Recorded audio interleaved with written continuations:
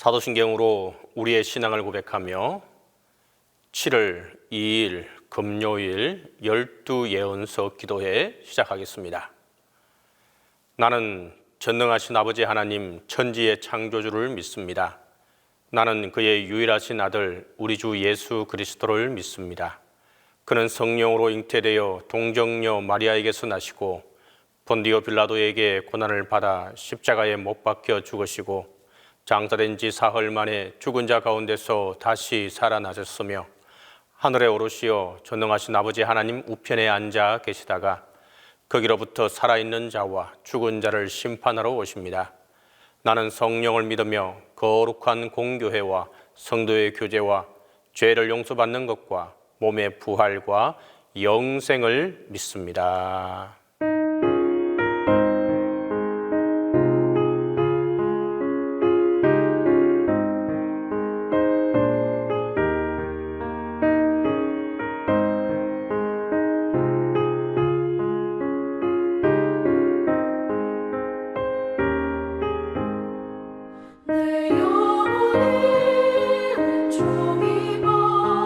주와 죄짐 모고 보니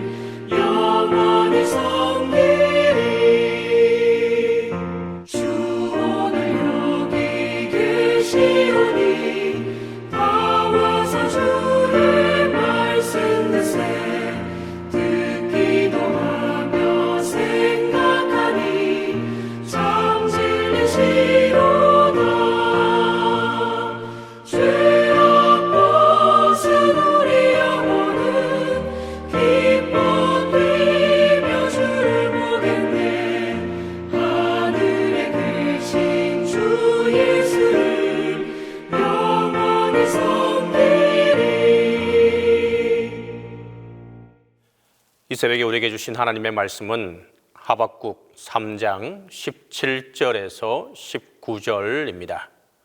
구약성경 하박국 3장 17절에서 19절입니다. 다 함께 봉독하겠습니다. 비록 무화과 나무가 무성하지 못하며 포도나무에 열매가 없으며 감람나무에 소출이 없으며 밭에 먹을 것이 없으며 우리의 양이 없으며 외양간에 소가 없을지라도 나는 여호와로 말미암아 즐거워하며 나의 구원의 하나님으로 말미암아 기뻐하리로다. 주 여호와는 나의 힘이시라.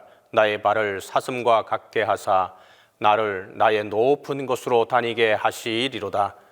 이 노래는 지혜하는 사람을 위하여 내 수금에 맞춘 것이니라. 오늘 본문 17절 말씀은 하박국이 처해 있는 상황을 잘 묘사해 주고 있습니다. 비록 무화과 나무가 무성하지 못하며 포도나무에 열매가 없으며 감람나무에 소출이 없으며 밭에 먹을 것이 없으며 우리의 양이 없으며 외양간에 소가 없을지라도, 어떻게 보면 최악의 상황입니다.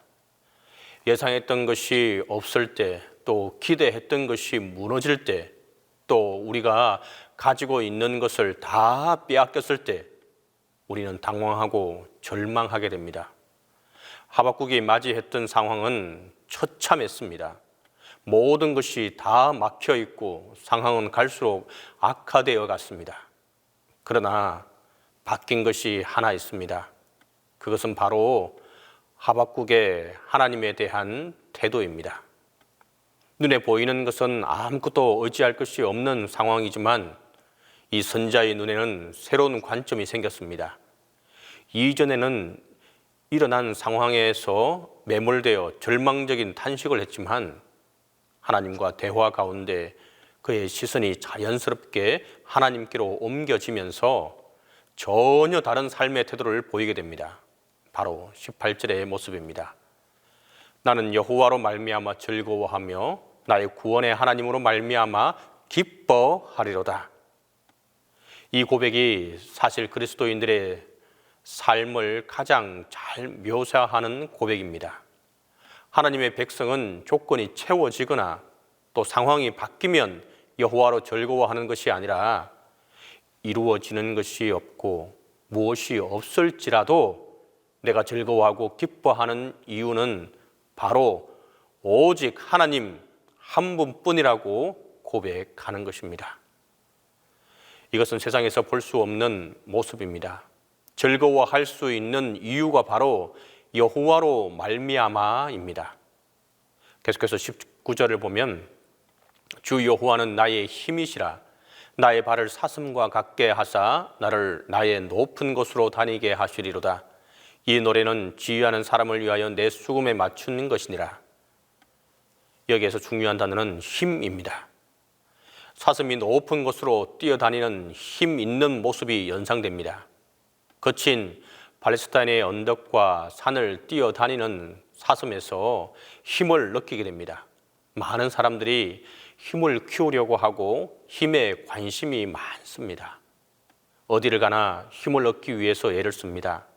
돈, 권력, 지위를 통해 힘을 확보하려고 합니다. 사람들이 돈을 좋아하는 이유도 돈의 힘 때문입니다. 돈이 생기면 힘이 나고 얼굴에 생기가 돌고 알아 누워 있다가도 벌떡 일어납니다. 돈은 대단한 위력이 있습니다. 돈이 없으면 풀이 죽어 있는 사람도 많습니다. 자본주의의 세상에서 돈의 힘은 거부하기 힘든 것입니다. 무엇으로 힘을 내는가는 대단히 중요한 주제입니다. 그리고 우리의 현실적인 주제이기도 합니다. 왜 사람들은 이렇게 힘을 추구하게 될까요? 힘이 자신을 지켜줄 것이라고 믿기 때문입니다. 돈을 악착같이 끌어모으는 사람은 그 돈이 자신의 인생을 지켜줄 것으로 굳게 믿기 때문입니다. 돈이면 다 될 것 같이 여깁니다. 그러나 문제는 무엇이겠습니까? 내가 쌓은 돈이, 권력이 과연 나의 인생을 지켜줄 수 있을까요?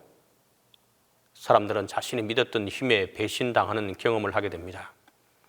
그 대표적인 사람이 구약의 사울 왕이 그렇습니다. 권력의 정상에 있었지만 그가 가진 권력이 자신을 지켜주지 못했습니다. 그리고 그 권력 때문에 망하게 됩니다. 자기가 만든 우상에 자기가 배신을 당한 것입니다. 하박국은 전혀 다른 힘을 우리에게 소개하고 있습니다. 바로 주 여호와는 나의 힘이시라. 하박국이 이렇게 고백할 수 있게 만들었던 이유는 첫째로 하박국은 미래의 소망에 기초하고 있었습니다. 자신의 처한 상황이 암울하지만 하나님은 언젠가 모든 것을 바꾸어 놓으실 것이라는 것을 그가 소망하고 있었습니다. 그 소망은 하나님에 대한 소망입니다. 지금 유다를 망하도록 두셨던 하나님이지만 언젠가는 유다를 회복시켜 주실 능력을 갖고 계시고 지금은 강력한 바벨론 제국이지만 하나님께서 그들의 교만을 꺾으시고 반드시 하나님의 백성들을 구원해 내실 것이라는 믿음을 가지고 있었습니다. 하박국의 믿음은 이스라엘에 향하신 과거의 역사의 기초에서 미래를 소망하는 것으로 여호와는 나의 힘이시다라는 말씀의 의미이기도 합니다. 출애굽을 하게 하신 하나님, 홍해를 가르고 지나가게 하셨던 하나님, 광야를 지나게 하시고 기브온 전쟁에서 태양을 멈추게 하셨던 하나님께 주목합니다. 우리가 성경을 읽을 때마다 힘을 얻는 이유가 무엇이겠습니까? 하나님이 행하신 놀라운 기적과 능력을 묵상하다 보면 그 하나님이 오늘도 살아계시고 우리 인생도 미래도 주관하실 것이라는 믿음이 생기고 힘을 얻게 됩니다. 그래서 처음에는 하박국이 하나님이 일하지 않으시는 것 같은 불만 어린 질문을 던졌지만 하박국은 점점 하나님은 일하시는 하나님, 구원을 이루어 내시는 하나님, 역사를 주관하시는 하나님이라고 고백하고 있는 것을 보게 됩니다. 그래서 18절에서 나의 구원의 하나님으로 말미암아 기뻐하리로다라고 고백하는 것입니다. 여기 구원의 하나님이라는 말이 중요합니다. 그 구원을 언약하신 하나님은 구원을 반드시 이루어 내시고야 말고 또 그 구원을 이루어 내시는 일에는 어떤 것에 의해서도 방해를 받지 않으시고 끝내 완성하신다는 것입니다. 둘째, 하나님의 힘은 현실을 이기게 하는 능력입니다. 하나님은 현재의 고난을 이기게 하시는 능력을 제공하십니다. 현실은 아무것도 없고 모든 것은 바벨론에 다 빼앗겨 버리고 이 상황이지만 그가 즐거워하는 이유는 다름 아니라 하나님 때문입니다. 오늘을 살게 만드는 힘, 힘들고 어려운 가운데서도 즐거워하게 하는 힘은 바로 하나님이 주신다는 겁니다. 돈이나 권력이 아니라 하나님만이 나의 힘이 되신다는 고백을 할 수 있게 하는 것은 결국 믿음입니다. 우리가 하나님을 최고의 힘으로 믿고 살면 하나님이 힘이 되어 주실 것입니다. 눈에 보이는 세상의 힘은 잠시 나에게 힘이 될 것처럼 보이지만 화려하고 또 매력적이지만 그 힘은 우리에게 진정한 힘이 되지 않습니다. 그러나 하나님의 힘은 잘 보이지 않습니다. 유다가 바벨론에 의해서 넘어질 때 하나님은 보이지 않았습니다. 이처럼 세상을 살다 보면 눈에 보이는 화려한 힘을 또 그 힘의 유혹을 받고 하나님의 힘이 보이지 않으니 세상에 의지하고 세상을 따라갈 때가 많이 있습니다. 세상을 보면 겉으로는 세상의 힘에 의해서 모든 것이 돌아가는 것처럼 보입니다. 세상의 힘이 대단한 것처럼 보이지만 진리의 힘이 더 강하다는 사실을 기억하시기 바랍니다. 하나님이 이기십니다. 이것을 믿음의 눈으로 보면 어떤 상황 속에서도 즐거워할 수 있는 것입니다. 주 여호와로 나의 힘으로 삼아 살아갈 때 본문은 즐거워하리로다, 기뻐하리로다라고 고백합니다. 바로 즐거움과 기쁨이 넘친다는 것입니다. 신자의 삶은 기쁨의 삶이어야 합니다. 하나님이 나의 힘이 되어 살아가는 삶은 천국일 수밖에 없습니다. 마태복음 25장의 달란트 비유는 종말론적 비유입니다. 주인이 자기의 달란트를 맡기고 어디로 떠나다가 다시 돌아와서 결산을 합니다. 5달란트, 2달란트. 받은 사람들이 배로 남기고 주인에게 내어놓았을 때 주인의 평가가 그 주인이 이르되 잘하였도다. 착하고 충성된 종아, 내가 적은 일에 충성하였음에 내가 많은 것을 내게 맡기리니 내 주인의 즐거움에 참여할지어다. 많은 사람들은 많은 것을 내게 맡길 것이라며 5달란트를 또 맡긴 것을 굉장히 중요한 것으로 여기지만 뒷부분에 내 주인의 즐거움에 참여할지어다가 바로 축복입니다. 누가복음 15장 탕자의 귀환에서도 둘째 아들이 돌아왔을 때 아버지는 이 내 동생은 죽었다가 살아났으며 내가 잃었다가 얻었기로 우리가 즐거워하고 기뻐하는 것이 마땅하다 하니라. 구원이 있는 곳에 즐거움과 기쁨이 함께하는 것입니다. 하나님의 나라는 기쁨의 나라입니다. 창세기부터 요한계시록까지 기쁨과 즐거움에 대한 단어를 찾아보면 무수히 많습니다. 하나님은 기쁨의 하나님이십니다. 우리의 삶에 힘든 일이 많고 세상이 우울합니다. 우리의 감정에만 맡기게 된다면 우울증에 안 걸릴 수 없는 사회를 살아가고 있습니다. 염려와 근심이 우리를 짓누르는 세상 속에서 우리가 있습니다. 얼마나 우리의 사회가 어둡습니까? 슬픔의 감정에 파도가 밀려오면 한순간에 우리 모든 것들이 사라져버리고 맙니다. 우울한 세상에서 우리는 무엇으로 이 어둠과 우울함을 거둬낼 수 있을까요? 상담실을 두드리면 될까요? 우리를 짓누르는 현실적인 아픔, 우울과 슬픔과 염려와 근심을 뒤엎고도 남을 강력한 즐거움과 기쁨이 없으면 세상 속에서 우울증에 시달릴 수밖에 없습니다. 그 강력한 기쁨은 하나님이 주시는 것입니다. 기쁨은 환경을 이겨낸 사람의 것입니다. 단순히 감정적으로 조금 업된 상태를 말하는 것이 아닙니다. 일시적인 분위기 전환 정도를 이야기하는 것이 아닙니다. 하나님에 대한 확신 속에서 나오는 하나님이 주시는 기쁨을 말하는 것입니다. 우리가 큰 어려움을 맞으면 우리가 한 일이 하나도 없습니다. 하나님의 백성들은 하나님께 나아가서 우는 것밖에 다른 길이 없는데 이는 하나님 외에 답이 없기 때문입니다. 주 여호와는 나의 힘이시라 라는 고백으로 고백하셔야 합니다. 이것은 바로 믿음의 고백입니다. 하나님이 결국은 이기신다는 것입니다. 그분은 영원히 이기시는 분이십니다. 믿음이란 무엇일까요? 하나님이 내 편에 서서 계속 일하시고 계신다는 것입니다.